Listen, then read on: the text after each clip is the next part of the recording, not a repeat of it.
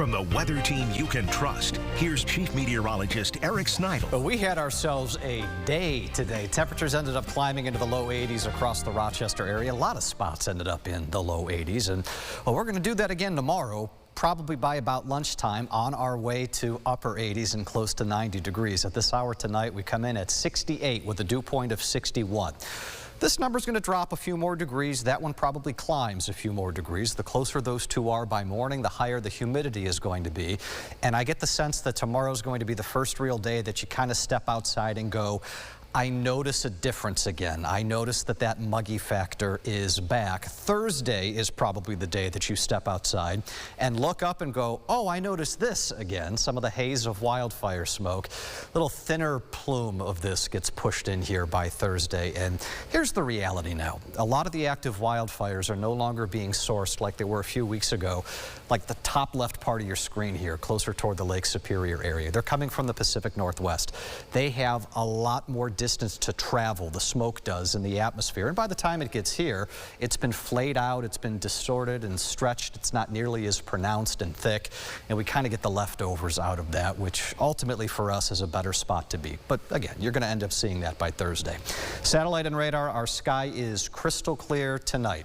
And there is no rain, obviously. It's a crystal clear sky. You're not going to get anything, but it's a really interesting setup right now on water vapor imagery. We've got this little curtain of dry air in the mid-levels of the atmosphere, and it's being attacked now on two sides. All that blue stuff is moisture aloft. One from the west and then another one from the south. That southern one is going to be the bigger player here tomorrow. This is flinging moisture northward, both with the dew point that we're going to start noticing tomorrow and just the ambient moisture all over the atmosphere, which you'll notice in the form of increasing rain chances. Now back to the dew points. These are big numbers. These are not record-setting numbers, nor are they numbers we haven't already seen a few times this summer.